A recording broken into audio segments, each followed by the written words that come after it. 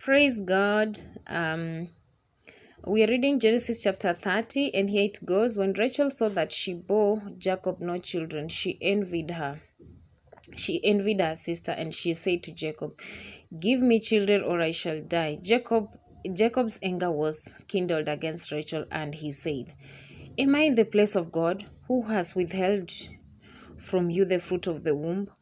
Then she said, "Where is my maid Bilhah? Here is my maid Bilhah. Go into her, that she may bear upon my knees, and even I may have children through her." So she gave him her maid Bilhah as a wife, and Jacob went into her. And Bilhah conceived and bore Jacob a son. Then Rachel said, "God has judged me, and has also heard my voice, and given me a son." Therefore she called his name Dan. Rachel's maid Bilhah conceived again and bore Jacob a second son. Then Rachel said, "With mighty wrestlings I have wrestled with my sister and have prevailed." So she called his name Naphtali. And then we go to verse 9. When Leah saw that she had ceased bearing children, she took her maid Zilpah and gave her to Jacob as a wife. Then Leah's maid Zilpah bore Jacob a son, and Leah said, "Good fortune." So she called his name Gad. Leah's maid Zilpah bore Jacob a second son, and Leah said, "Happy I am, for the women will call me happy." So she called his name Asher. In the days of wheat harvest, Reuben went and found mandrakes in the field and brought them to his mother Leah. Then Rachel said to Leah, "Give me, I pray, some of your son's mandrakes." But she said to her, "Is it a small matter that you have taken away my husband? Would you take away my son's mandrakes also?" Rachel said, "Then he may lie with you tonight for your son's mandrakes." When Jacob came from the field in the evening, Leah went out to meet him and said, "You must come in to me, for I have hired you with my son's mandrakes." So he lay with her that night, and God hearkened to Leah, and she conceived and bore Jacob a fifth son. Leah said, "God has given me my hire, because I gave my maid to my husband." So she called his name Issachar. And Leah conceived again, and she bore Jacob a sixth son. Then Leah said, "God has endowed me with a good dowry. Now my husband will honor me, because I have borne him six sons." So she called his name Zebulun. Afterwards, she bore a daughter and called her name Dinah. Then God remembered Rachel, and God hearkened to her and opened her womb, and she conceived and bore a son, and said, "God has taken away my reproach." And she called his name Joseph, saying, "May the Lord add to me another son." Then we're going to verse 25.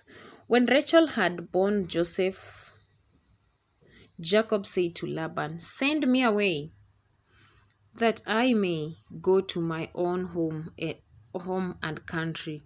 Give me my wives and my children, for whom I have served you, and let me go, for you know the service which I have given you." But Laban said to him, "If you will allow me to say so, I have learned by divination that the Lord has blessed me because of you.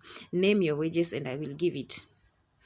Jacob said to him, "You yourself know how I have served you, and how your cattle have fared with me, for you had little before I came, and it has increased abundantly, and the Lord has blessed you wherever I turned. But now when shall I provide for my own household also?" He said, "What shall I give you?" Jacob said, "You shall not give me anything if you will not do this for me. I will again feed your flock and keep it. Let me pass through all your flock today, removing every black lamb and the spotted and speckled among the goats, and such shall be my wages. So my honesty will answer for me. later when you come to look into my wages with you. Everyone that is not speckled and spotted among the goats and black among the lambs, if found with me, shall be counted stolen. Laban said, Good, let it be as you have said. But that day Laban removed the he-goat that was striped and spotted, and all the she-goats that were speckled and spotted, every one that had white on it, and every lamb that was black, and put them in charge of his sons. And he set a distance of 3 days' journey between himself and Jacob fed the rest of Laban's sheep. When Laban took fresh rods, then Jacob took fresh rods of poplar and almond plain and peeled white streaks in them, exposing the white of the rods. He set the rods which he had peeled in front of the flocks in the runnels, that is the watering troughs, where the flocks came to drink. And since they bred, when they came to drink, the flocks bred in front of the rods, and so the flocks brought forth striped, speckled, and spotted.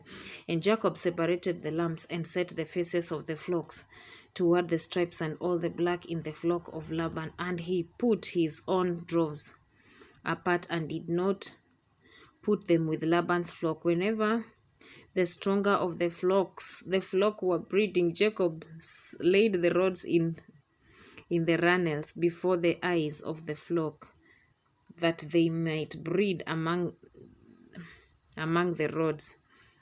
But for the feebler of the flock he did not lay them there. So the feebler were Laban's, and the stronger Jacob's. Thus the man grew exceedingly rich and had large flocks, maid servants and men servants and camels and asses. That is 30. So we are going to read 31 tomorrow. God bless you.